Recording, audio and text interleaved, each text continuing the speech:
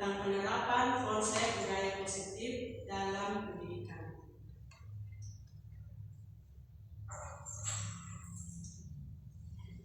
Baik, untuk poin perubahan paradigma. Definisi perubahan paradigma belajar, yaitu pergeseran mendasar dalam cara pandang dan pendekatan terhadap proses pembelajaran. Ini melibatkan perubahan dari metode tradisional yang berpusat pada guru ke pendekatan yang lebih berpusat pada murid, di mana murid menjadi lebih aktif dalam mengatur pembelajaran mereka, mengembangkan keterampilan kritis, dan menggunakan teknologi serta sumber belajar yang lebih luas. Peran guru dalam paradigma baru. Dalam paradigma baru, peran guru bergeser dari sekedar menjadi penyampai informasi menjadi fasilitator, pembimbing, dan mentor. Guru membantu murid mengembangkan keterampilan berpikir kritis, kreativitas, kolaborasi, dan kemandirian. Guru juga menciptakan lingkungan belajar yang inklusif dan memanfaatkan teknologi serta sumber daya yang ada untuk mendukung pembelajaran yang lebih bermakna dan kontekstual bagi murid. Contoh implementasi di kelas. Contoh implementasi paradigma baru di kelas bisa dilakukan dengan metode Project Based Learning atau PBL.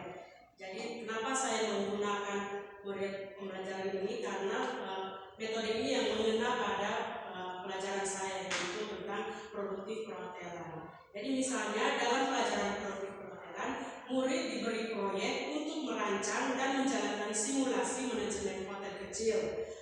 Guru bertindak sebagai fasilitator, memberikan panduan dan sumber daya, sementara murid bekerja dalam tim untuk mengatur semua aspek hotel termasuk pelayanan, manajemen staf, dan pemasaran.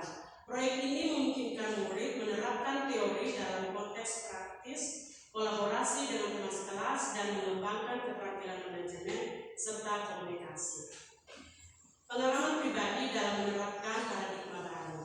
Jadi ini adalah pengalaman pribadi saya setelah saya mendapatkan pelajaran dari pendidikan guru penggerak tentang penerapan paradigma baru di kelas saya. Jadi pengalaman pribadi saya dalam menerapkan paradigma baru di kelas terlihat saat menggabungkan pelajaran produktif perhotelan dengan bahasa Inggris. Dalam kegiatan ini saya tidak hanya mengajarkan teori, tetapi juga mendorong murid untuk mempraktikkan keterampilan bahasa mereka dalam konteks perhotelan, seperti membuat presentasi dalam bahasa Inggris tentang layanan hotel atau melakukan percakapan simulasi dengan tamu. Saya sebagai fasilitator memberikan bimbingan dan umpan balik, sementara murid berperan aktif dalam pembelajaran mereka. Ini meningkatkan kemampuan praktis murid sekaligus membangun kepercayaan diri mereka dalam menggunakan bahasa Inggris dalam situasi nyata. Nah, ini adalah dokumentasi percakapan melalui telepon antara petugas hotel dan tamu menggunakan bahasa Inggris dan atau biasa disebut dengan telepon operator.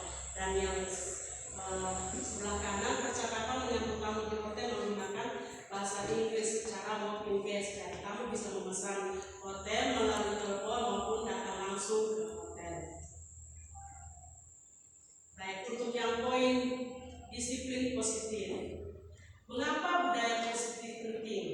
Jadi budaya positif penting karena menciptakan lingkungan yang mendukung pembelajaran, meningkatkan kesejahteraan, memperkuat hubungan, dan memotivasi semua anggota komunitas untuk berkembang dan berkontribusi secara maksimal.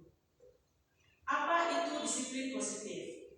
Pendekatan pengelolaan perilaku yang berfokus pada pembinaan dan pengembangan karakter melalui penghargaan atas perilaku baik serta bimbingan yang konstruktif. Disiplin ini menekankan pada penghormatan, empati, dan komunikasi terbuka dengan tujuan membantu murid memahami konsekuensi dari tindakan mereka, belajar dari kesalahan, dan mengembangkan pengendalian diri serta tanggung jawab. Pendekatan ini menghindari hukuman keras dan lebih menekankan pada pembinaan perilaku positif melalui penguatan hubungan dan lingkungan belajar yang suportif. Prinsip-prinsip disiplin positif. Di antaranya ada penghormatan dan empati, menghargai perasaan dan kebutuhan murid, serta memahami latar belakang dan situasi mereka.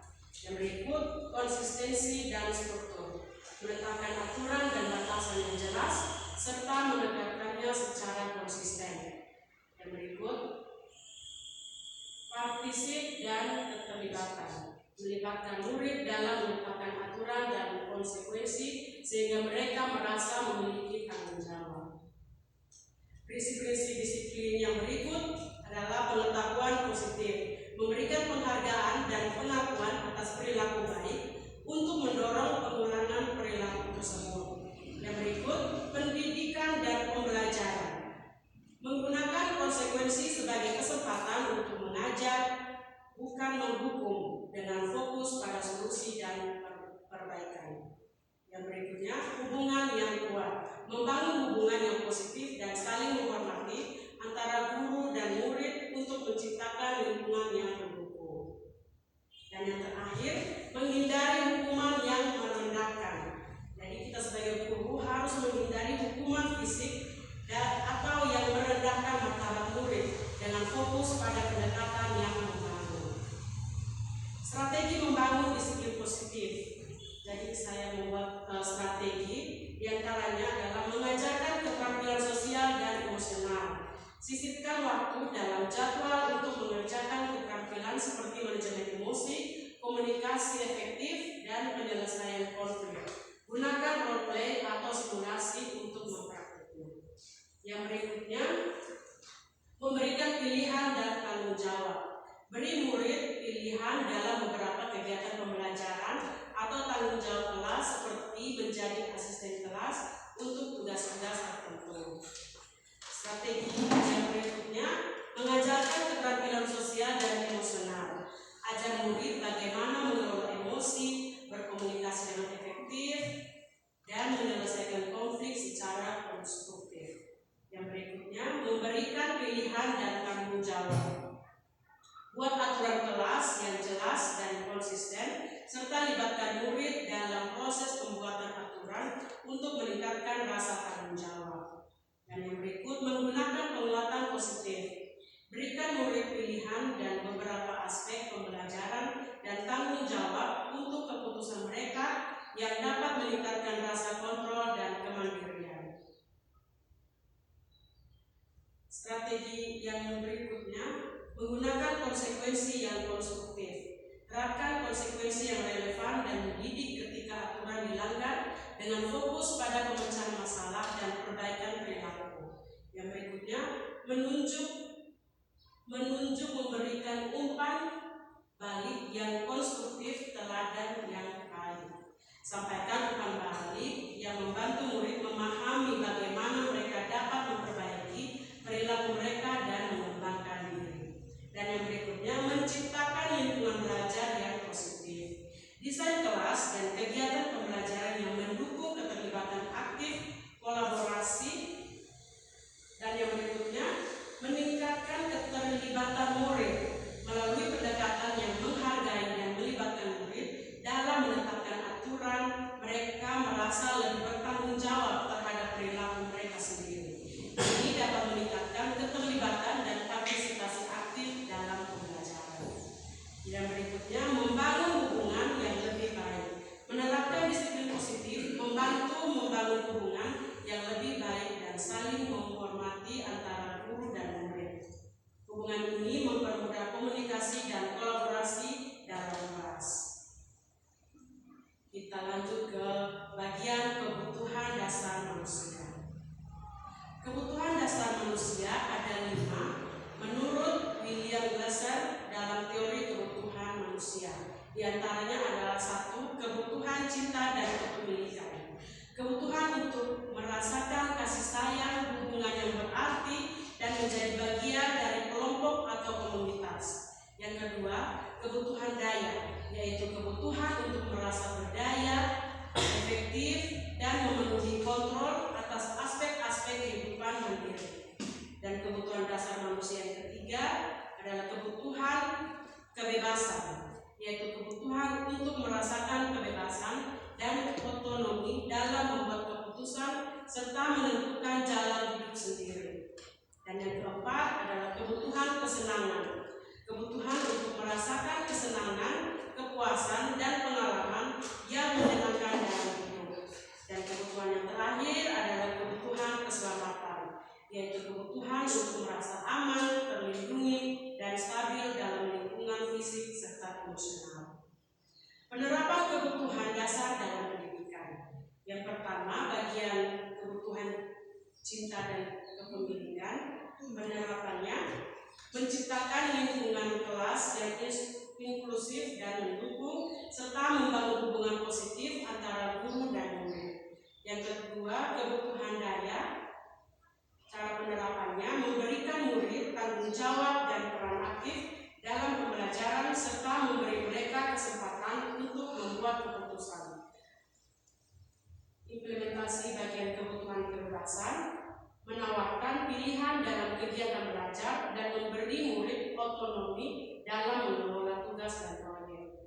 Kebutuhan yang keempat, kebutuhan kesenangan. Penerapannya mengintegrasikan elemen yang menyenangkan dan menarik dalam pelajaran untuk meningkatkan motivasi dan keterlibatan. Dan kebutuhan yang kelima, keselamatan. Menyediakan lingkungan belajar yang aman secara fisik dan emosional, serta menetapkan aturan yang jelas untuk mendukung rasa aman murid. Contoh kasus dalam memenuhi kebutuhan dasar di murid di kelas. Untuk mata pelajaran produktif perwakilan, masalah atau situasinya, murid tidak aktif dan kurang termotivasi dalam pelajaran. Untuk poin kebutuhan pertama, kebutuhan cinta dan kepemilikan. Langkah yang saya ambil membuat murid merasa diterima dan penting di kelas. Contohnya, mengadakan sesi ice breaking dan kegiatan kelompok di awal semester untuk membantu murid saling mengenal dan membangun hubungan positif dengan guru dan teman sekelas. Kebutuhan kedua tentang kebutuhan daya. Langkah yang saya ambil yaitu memberi murid tanggung jawab dan kesempatan untuk memimpin. Contohnya, menugaskan murid untuk merancang dan mengelola proyek hotel simulasi, seperti mengatur jadwal kegiatan dan mengelola anggaran, sehingga mereka merasa memiliki kontrol dan berdaya dalam proses pembelajaran. Kebutuhan yang ketiga yaitu kebutuhan kebebasan. Langkahnya memberikan pilihan dalam cara mereka belajar dan menyelesaikan tugas. Contohnya, mengizinkan murid memilih topik atau metode presentasi mereka sendiri dalam proyek kelompok, seperti memilih antara presentasi lisan, poster, atau video. Dan yang keempat, kebutuhan kesenangan. Langkah yang saya lakukan adalah menyertakan elemen hiburan dalam pembelajaran. Contohnya, mengorganisir simulasi role play yang menyenangkan tentang layanan hotel, di mana murid memainkan berbagai peran dan interaksi sebagai tamu dan staf hotel untuk membuat pembelajaran lebih menarik.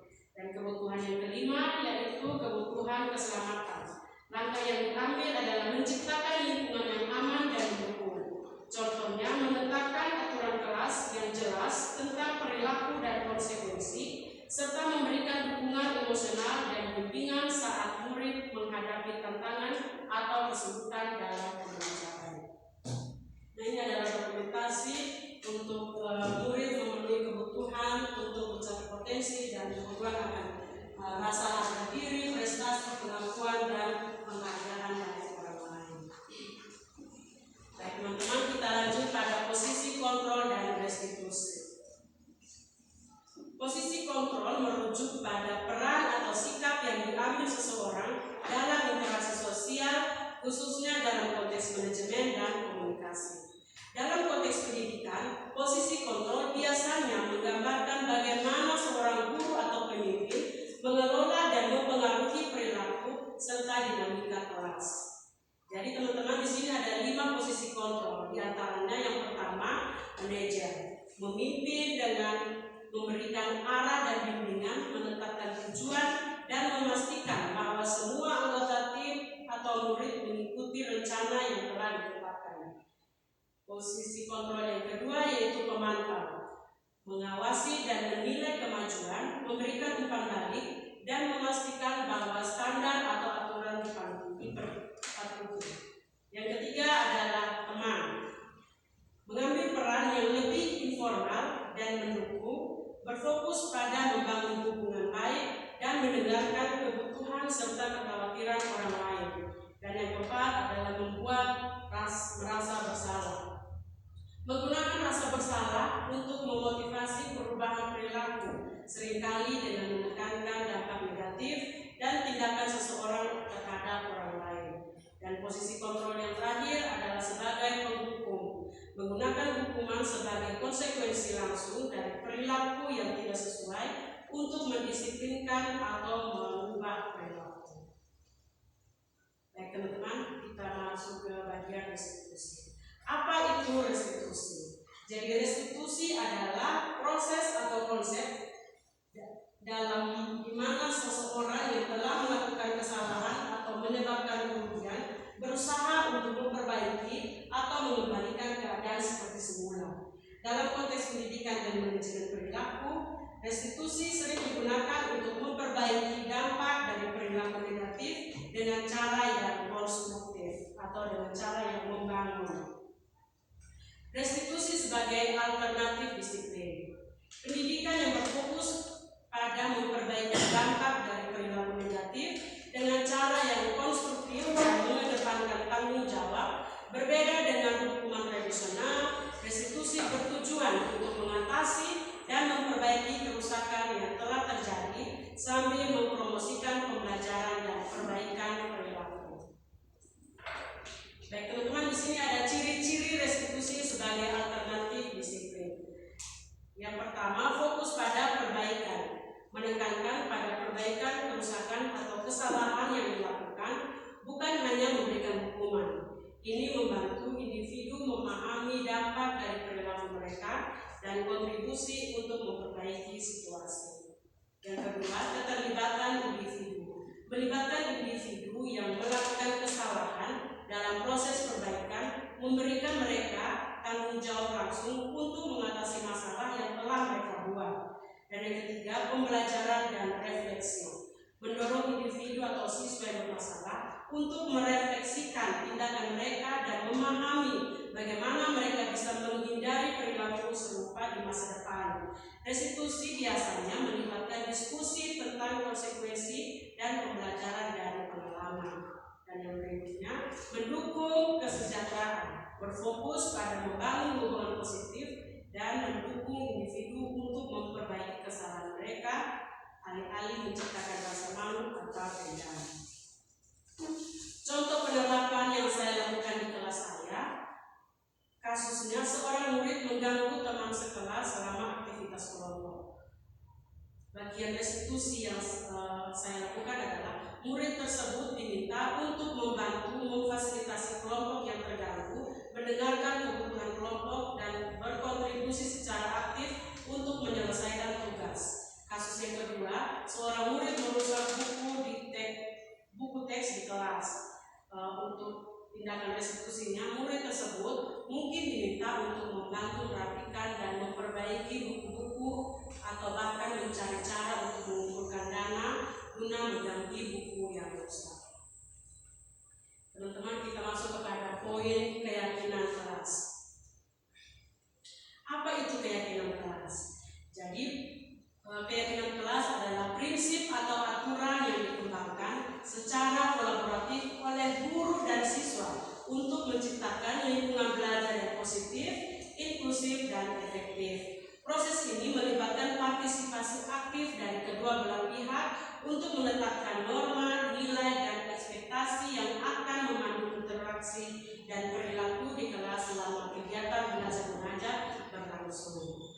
Pengaruh keyakinan kelas terhadap budaya positif. Keyakinan kelas yang dibentuk bersama oleh siswa dan guru berpengaruh positif terhadap budaya kelas dengan satu, meningkatkan keterlibatan. Siswa merasa lebih terlibat dan bertanggung jawab karena mereka ikut serta dalam pembentukan aturan. Yang kedua, mendorong interaksi positif, menetapkan nilai-nilai seperti saling menghormati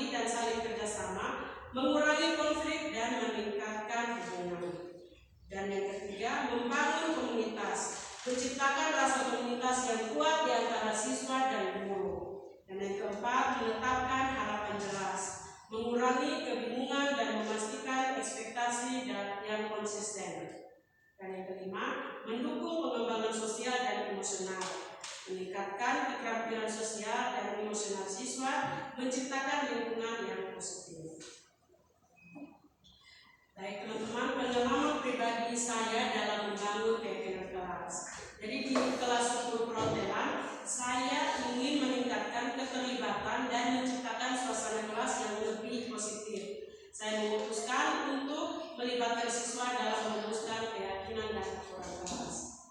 Jadi langkah-langkah yang dilakukan, yang pertama ada diskusi awal. Langkahnya saya mengadakan sesi diskusi di awal tahun ajaran dengan semua murid.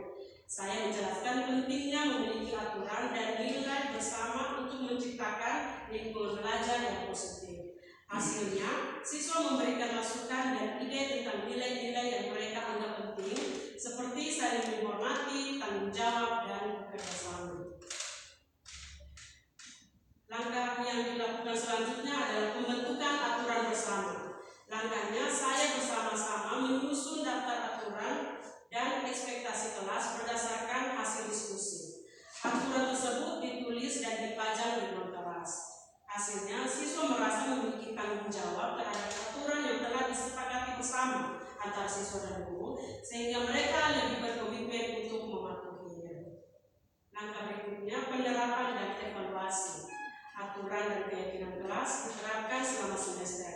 Kami melakukan sesi refleksi secara berkala untuk mengevaluasi efektivitas aturan dan membuat penyesuaian jika diperlukan. Hasilnya, lingkungan kelas menjadi lebih nyaman dengan pengurangan konflik dan peningkatan keterlibatan siswa dalam kegiatan mengajar. Ini adalah rekomendasi yang sudah saya lakukan dalam kelas, melibatkan murid secara aktif dalam membuat kesepakatan kelas, dan setelah itu kami merefleksikannya di akhir semester. Kita masuk kepada poin segitiga restitusi. Konsep segitiga restitusi, model yang menggambarkan bagaimana restitusi diterapkan untuk memperbaiki dampak dari perilaku negatif dan mendorong pembelajaran. Model ini seringkali terdiri dari 3 langkah utama yang bekerja sama untuk mencapai tujuan perbaikan dan tanggung jawab. Komponen segitiga restitusi ada 3 komponen. Yang pertama, menstabilkan identitas. Deskripsinya, menyediakan dukungan emosional dan memastikan bahwa individu merasa diterima dan dihargai meskipun telah melakukan kesalahan. Ini penting untuk mencegah perasaan malu atau rendah diri dari siswa kita yang dapat menghambat proses perbaikan. Langkah-langkah yang saya ambil adalah: pertama, berbicara dengan individu secara 4 mata untuk menunjukkan dukungan dan pemahaman, menekankan bahwa kesalahan tidak mendefinisikan identitas mereka secara keseluruhan. Komponen yang kedua yaitu validasi tindakan yang salah, yaitu mengakui dan menyetujui bahwa tindakan yang dilakukan adalah salah, serta menjelaskan bagaimana tindakan tersebut mempengaruhi orang lain atau situasi. Langkah-langkah yang diambil adalah diskusikan dengan individu tentang apa yang salah dari tindakan mereka dan dampaknya. Gunakan pendekatan yang tidak menghakimi tetapi jelas dalam mengkomunikasikan kesalahan. Komponen segitiga restitusi yang ketiga yaitu menanyakan keyakinan. Deskripsinya, menanyakan dan menggali keyakinan individu tentang tindakan mereka dan bagaimana mereka melihat solusi untuk memperbaiki situasi. Ini membantu mereka memahami dan menyetujui langkah-langkah perbaikan. Langkahnya, tanyakan kepada murid atau individu tentang pandangan mereka terhadap situasi dan bagaimana mereka berpikir untuk memperbaiki kesalahan. Diskusikan pilihan yang ada dan bagaimana mereka dapat berkontribusi pada solusi. Implementasi segitiga restitusi yang sudah saya lakukan di kelas. Yang pertama, pada poin menstabilkan identitas. Setelah seorang murid melakukan kesalahan, bicarakan dengan mereka beritahu mereka bahwa Anda percaya mereka dapat belajar dan berkembang dari pengalaman ini. Yang kedua, validasi tindakan yang salah. Jelaskan dengan jelas mengapa tindakan mereka tidak sesuai dan bagaimana hal itu mempengaruhi teman sekelas atau situasi di kelas. Misalnya, jika murid merusak barang, tunjukkan bagaimana barang tersebut penting bagi kegiatan kelas. Dan yang terakhir, menanyakan keyakinan.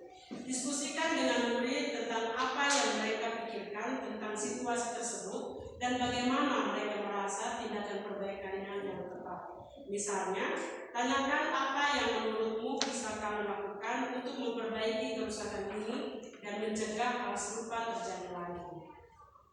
Pengalaman pribadi yang sudah saya terapkan dalam kelas tentang penerapan segitiga restitusi, kasusnya Keba, seorang murid kelas 11 Protelan, sering datang terlambat saat pelajaran teologi Protelan. Keberlangsungan aktivitas kelas terganggu dan Keba tampaknya tidak menyadari dampak dari keterlambatannya.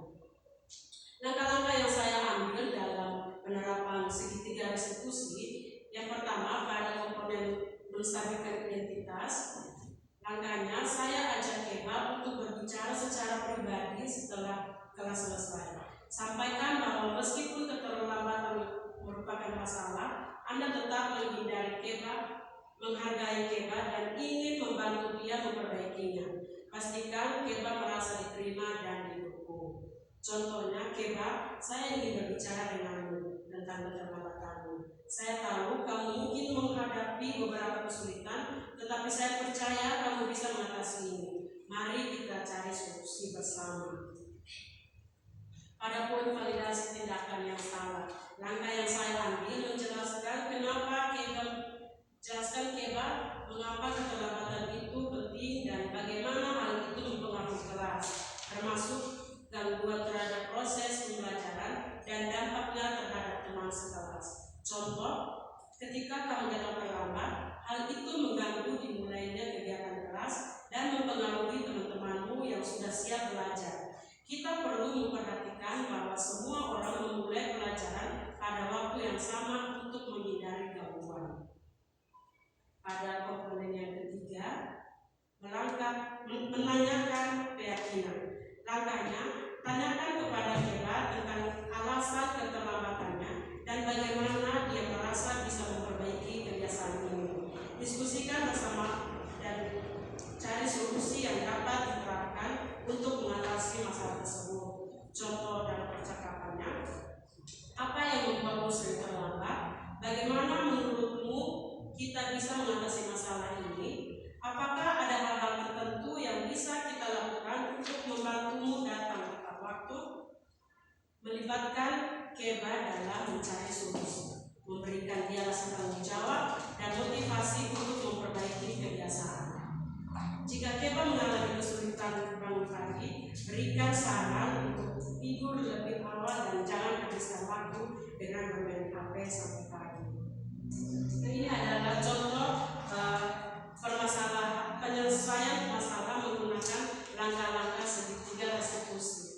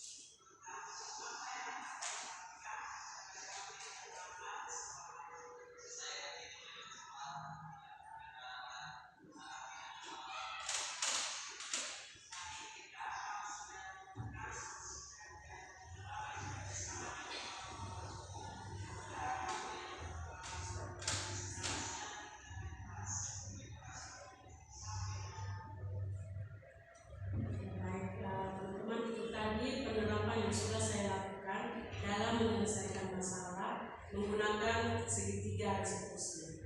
Kita sampai kepada kesimpulan, penerapan budaya positif memerlukan usaha dan konsistensi, tetapi dampaknya terhadap pengalaman belajar siswa sangat signifikan.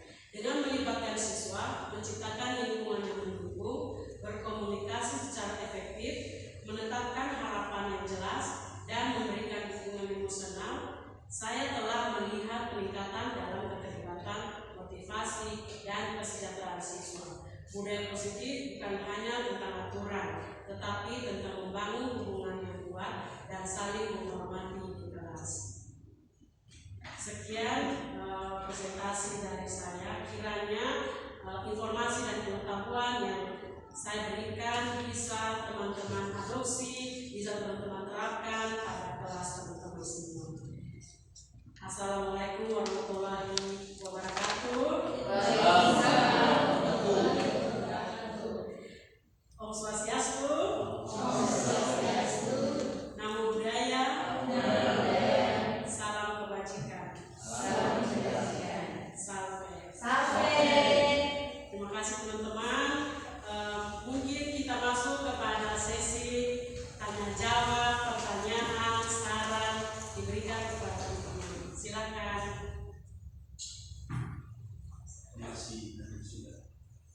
Kalau bisa silakan. Pertanyaan apa ya? Pengalaman Ibu menggunakan penerapan teknik ini, kira-kira kelasnya dibandingkan dengan kelas sebelum penerapan ini bagaimana? Ada kemajuan atau silakan.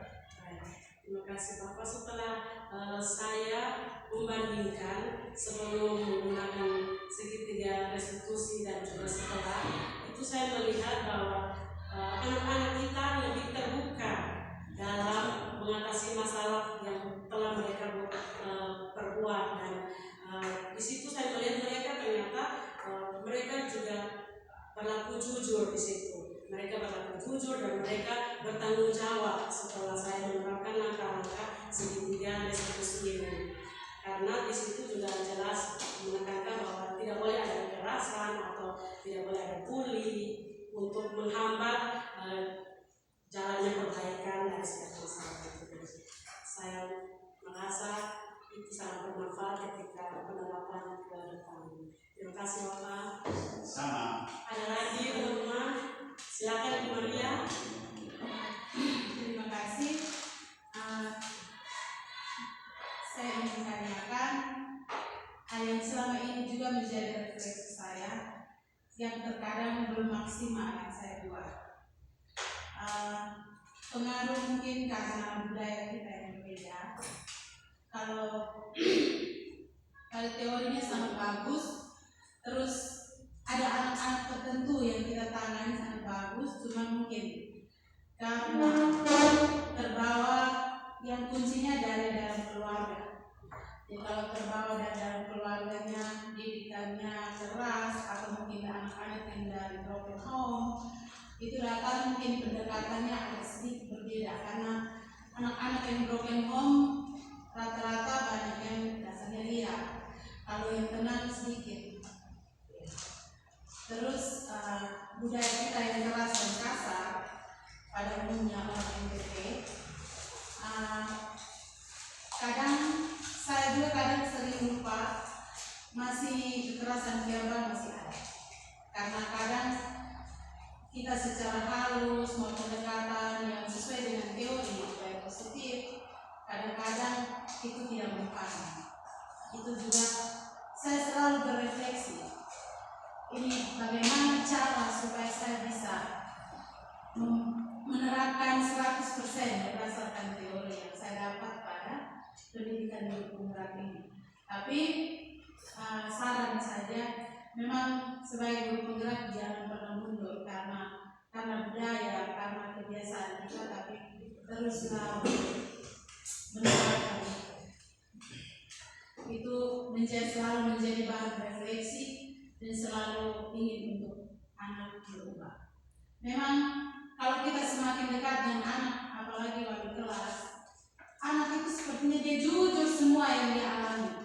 Kalau kita hanya dengan nada tinggi, maka dia akan melihat kita pun dia jadi anggap kita jadi musuh. Jadi penerapan budaya positifnya sangat bagus. Cuma saya ingin tanyakan Ibu Novi, saat penerapan di kelas itu sosial emosional apa yang Ibu Novi bangun sebelum mulai pembelajaran? Yang Ibu Novi buat supaya mereka jangan takut, pembelajarannya harus menyenangkan. Terima kasih Bu Maria. Sosial emosional yang saya bangun biasanya itu saya membuat kuis. Ya, kuis keaktifan mereka itu supaya mereka lebih aktif, lebih interaksi antara guru dan siswa juga semakin baik. Selain itu juga saya membuat tes breathing yang lebih membuat mereka menjadi lebih rileks seperti itu. Oke, terima kasih. Ya, nanti saya sarankan lebih sering sebelum memulai pembelajaran harus menanyakan perasaan mereka. Setiap anak perasaannya berbeda. Ya, saat mengikuti pembelajaran. Nanti pasti Ibu Novi dapat sebelum mulai pembelajaran bila perlu tempel perasaan mereka di kapal hari itu, perasaan sebelum mulai pembelajaran. Karena sebentar ada tingkah yang agak aneh, ada yang malas, ngantuk, bosan, kadang menguap, yang pancing kita untuk emosi. Ya, itu karena perasaan mereka yang lagi tidak bersahabat untuk itu. Terima kasih Maria untuk saran yang sangat membangun, bukan saja untuk saya tapi juga untuk teman-teman ketika penerapan di kelas. Ada lagi? Saya itu. Ya silakan Bapak. Ya, saya bertanya ini mengenai pembagian waktu alokasi untuk penerapan ini dengan penyampaian materi pembelajaran. Memang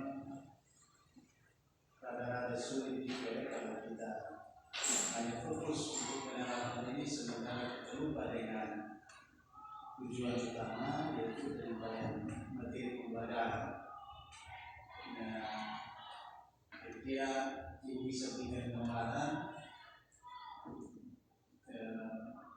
penerapan ini dimulai di awal, tengah, atau di akhir, dan kira-kira berapa waktu yang dipakai,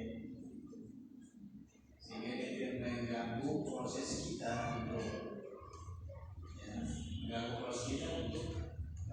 mencapai tujuan pembelajaran itu sendiri. Dan ini strategi penerapan pembelajaran positif ini kan strategi untuk mencapai tujuan pembelajaran, dan sampai tujuan itu lebih banyak kepada strategi, kepada penerapan pembelajaran ini ketimbang kepada penyampaian materi pembelajaran. Mungkin bisa kasih gambaran kira-kira berapa waktu yang dipakai atau selang-seling atau apa ya, supaya kami yang lain yang belum bisa menerapkan, bisa menggunakan ini, karena ini baik. Tadi ini menolong kami juga yang tidak ikut di JP ini untuk juga belajar hal-hal baru, bagaimana melakukan pengelolaan kelas. Kalau itu dulu ini namanya pengelolaan kelas, ya istilahnya didaktik atau di pengelolaan kelas itu di sini. Bagaimana bisa hidup, bisa bersenang, bisa sering yang bisa menjawab semua kebutuhan itu yang disebut pengelolaan kelas. Mungkin bisa kasih gambaran tentang ini, silakan. Terima kasih Bapak Pemirsa atas pertanyaannya. Biasanya saya terapkan dalam pembelajaran itu, saya mendesain model pembelajaran karena di situ sudah tertuang pada modul mulai dari pendahuluan, isi sampai dengan penutup. Nah, saya biasa tuangkan itu pada tahap pendahuluan, sampai kepada akhir itu ditutup dengan refleksi atau umpan balik. Tetap di situ masih kami tetap aktivitas dan siswa itu yang tetap ditonjolkan. Jadi di sini guru hanya sebagai fasilitator, jadi atau member dari siswa yang harus lebih aktif.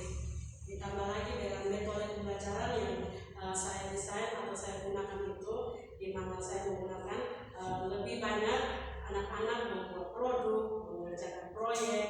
Nah, di situ mereka lebih imajinasi mereka lebih berkembang, mereka bisa kreatif dan mereka bisa kolaboratif dengan teman mereka, sehingga tidak ada waktu untuk mereka sendiri. Mereka tidak ada waktu untuk mereka mengantuk atau mereka mengerjakan hal lain, tapi di situ saya ajak untuk mereka fokus untuk mereka bisa menyelesaikan tugas yang diberikan. Seperti itu. Terima kasih.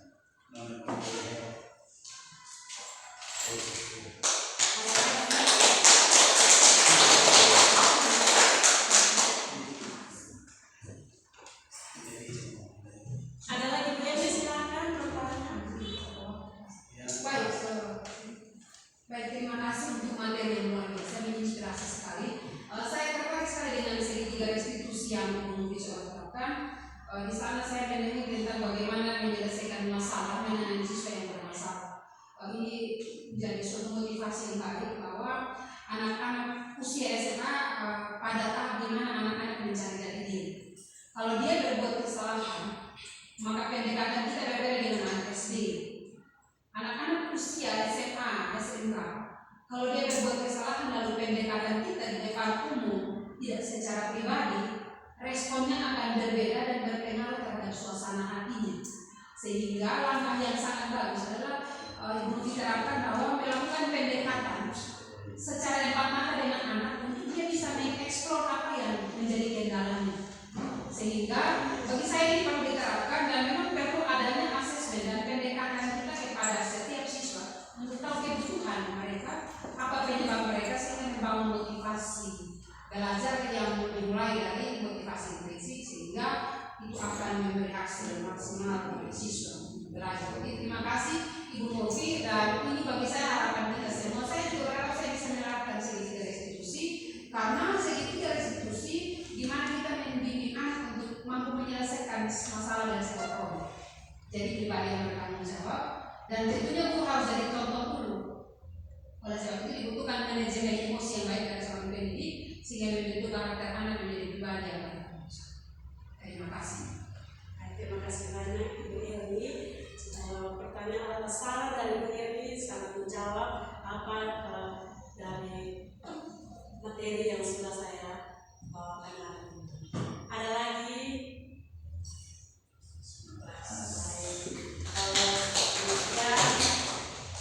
Sekian pertemuan kita hari ini.